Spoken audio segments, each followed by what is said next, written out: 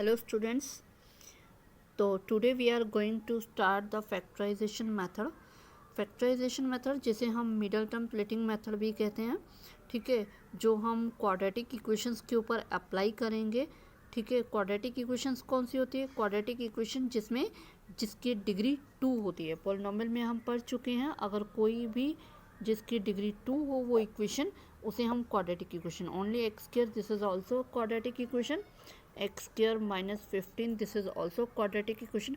जो भी इक्वेशन जिसमें अगर हाईएस्ट पावर जो है वो 2 होगी तो वो क्वाड्रेटिक इक्वेशन हो गई. ठीक है, तो जो मिडल टर्म प्लेटिंग मेथड होता है उसके लिए स्टैंडर्ड इक्वेशन ये होती है a x square plus b x plus c. तो इसके ऊपर हम मिडल टर्म प्लेटिंग मेथड लगाएंगे, जो कि वेरी वेरी इंपॉर्टेंट मेथड है.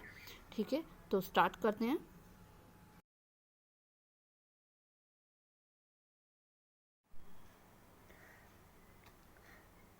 ये जो स्टैंडर्ड इक्वेशन है a x square plus b x plus c, तो इसमें हमें मिडल टर्म प्लेटिंग यानी कि मिडल टर्म क्या है?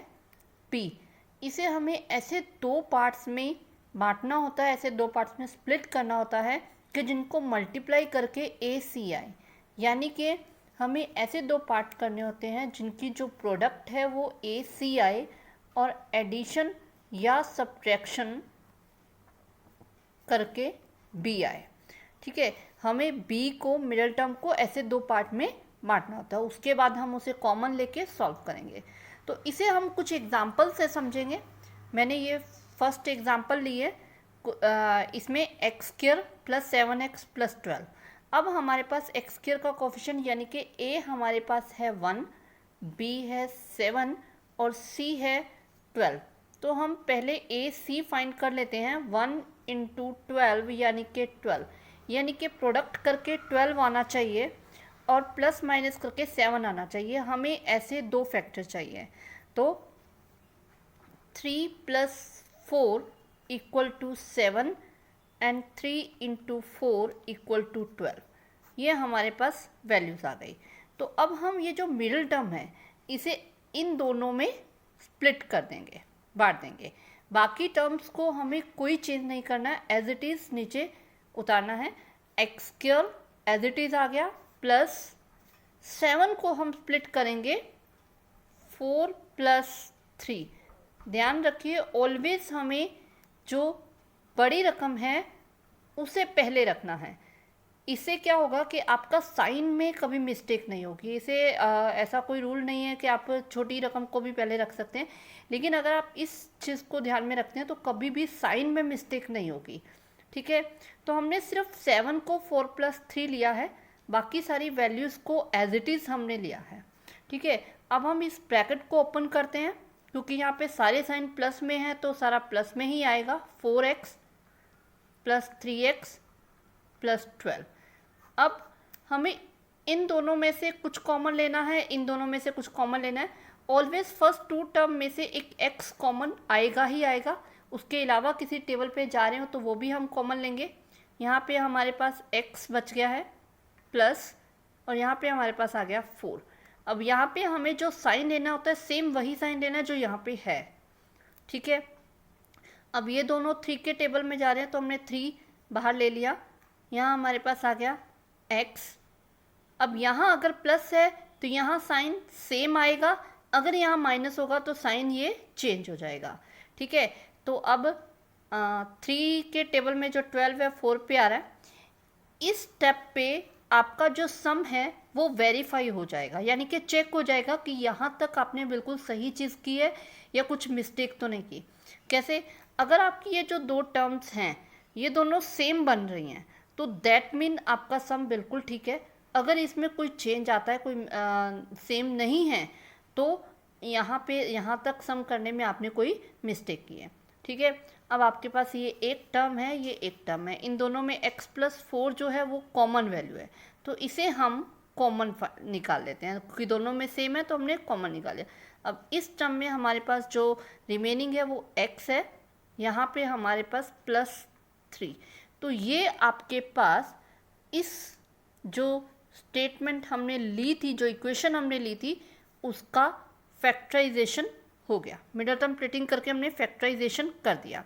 तो अब यहाँ से हम इसके अगर रूट्स फाइंड करने हैं तो वो कैसे फाइंड करेंगे, x plus 4 equal to 0, x plus 3 equal to 0। Actually ऐसा क्यों लिया जाता है, क्योंकि हमें पता है कि जब भी दो रियल नंबर्स की प्रोडक्ट 0 के इक्वल हो तो डेफिनेटली उनमें से एक वैल्यू 0 होगी। ये एक रूल है, हमें पता है कि कभी भी ऐसा नहीं होगा कि दो रियल नंबर की प्रोडक्ट 0 है, उन दोनों में से कोई भी वैल्यू 0 नहीं है। तो इसलिए हम इन दोनों को अलग अलग सेपरेटली 0 लेकर यहाँ से इनके रूट्स या जीरोस फाइंड कर लेते हैं। तो यहाँ से x is equal to -4, x is equal to -3, ये इसके जीरोस आ गए और ये फैक्टराइजेशन। ठीक है, ऐसे ही एक और सम लिया है थोड़ा सा अलग, यहाँ बीच में मैंने माइनस का साइन लिया है। ठीक है, तो इसे सॉल्व करते हैं। इसमें आप देख रहे हो डिनोमिनेटर में 8 आ रहा है, तो जब भी डिनोमिनेटर में 8 आता है, मैंने पहले भी अपनी एक वीडियो में बताया कि इसको कैसे रिमूव करना होता है, कि पूरी की पूरी इक्वेशन को 8 से हम मल्टीप्लाई कर देंगे। तो बहुत एक सिंपल ट्रिक है ये, इसे रिमूव करने के लिए और बिल्कुल सिंपल स्टेट इक्वेशन बनाने के लिए। -x plus 1/8 equal to 0। तो हम इस पूरी इक्वेशन को 8 से मल्टीप्लाई कर देंगे। 8 2 ज़र यह आ जाएगा 16x² minus 8x।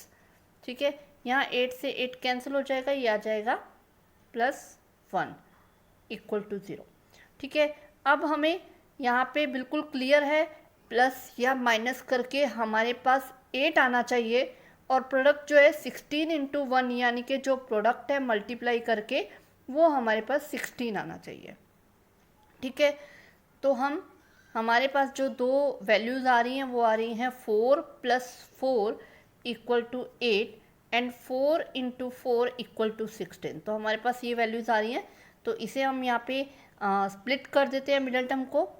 2x² as it is है, माइनस यहाँ पे 4 + 4, हमने सिर्फ 8 को स्प्लिट किया है, सॉरी यहाँ पे 16 x², सिर्फ 8 को स्प्लिट किया है, +1 इक्वल टू 0।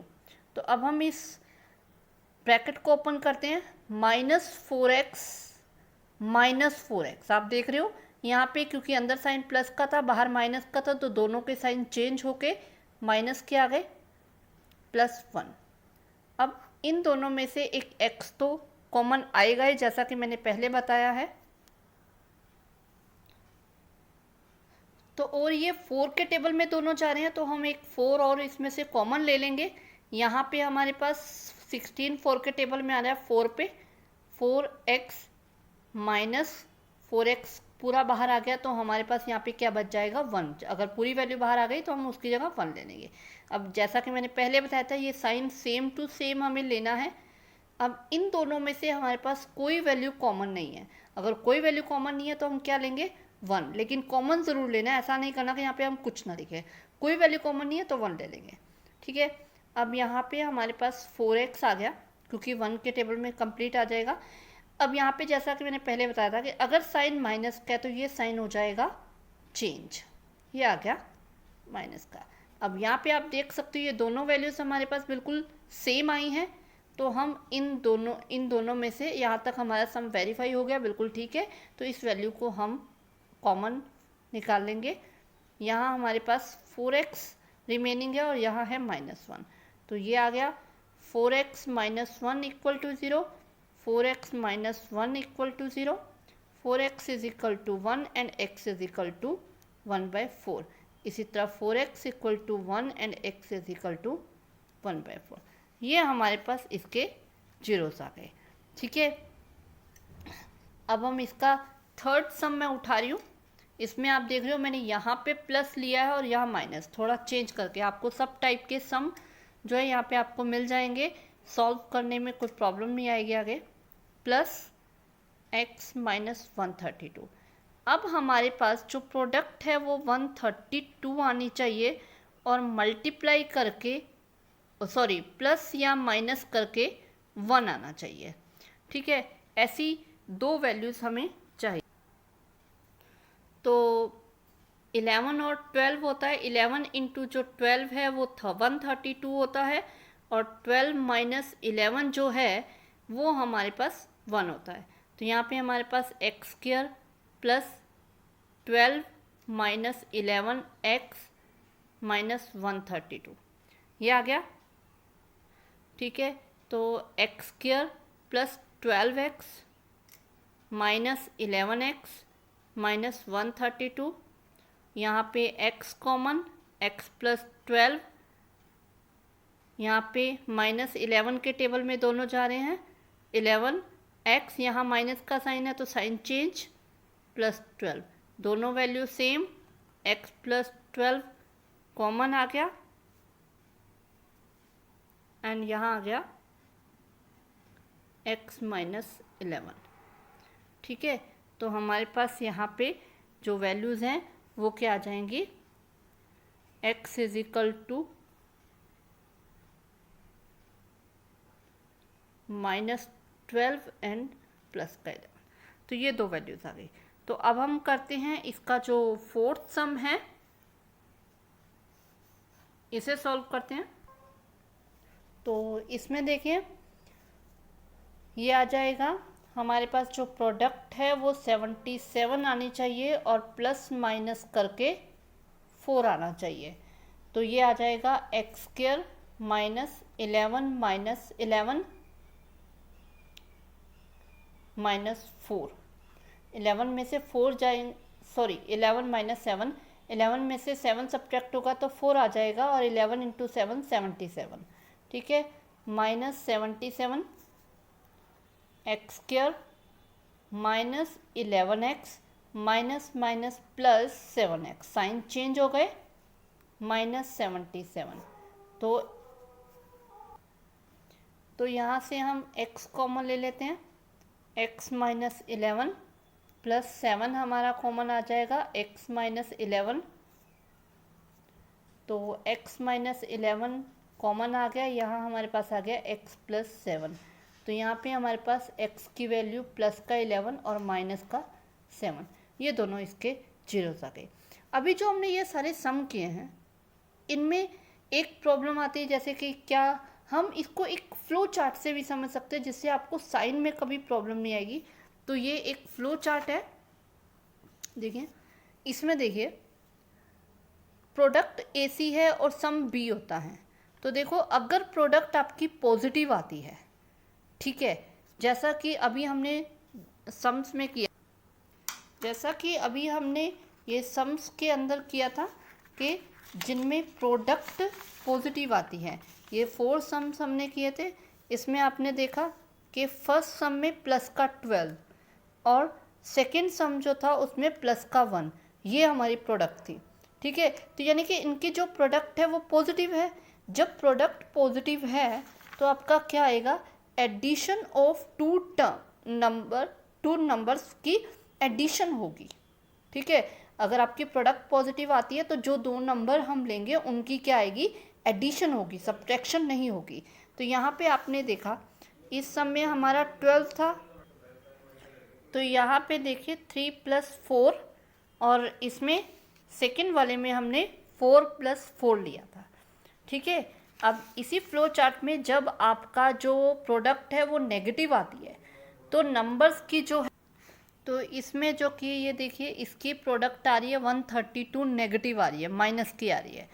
इसी तरह जो लास्ट सम हमने किया था उसमें प्रोडक्ट माइनस 77 आ रही है। ठीक है, जब प्रोडक्ट नेगेटिव आ रही है तो जो नंबर्स हैं उनकी क्या आएगी, उनकी सब्ट्रैक्शन आएगी। तो आप देख रहे हो यहाँ पे हमने 12 माइनस 11 लिया है। इसी तरह इस सम में भी, इसके दूसरे सम में भी हमने 11 माइनस 7 लिया, तो सब्ट्रैक्शन आएगी।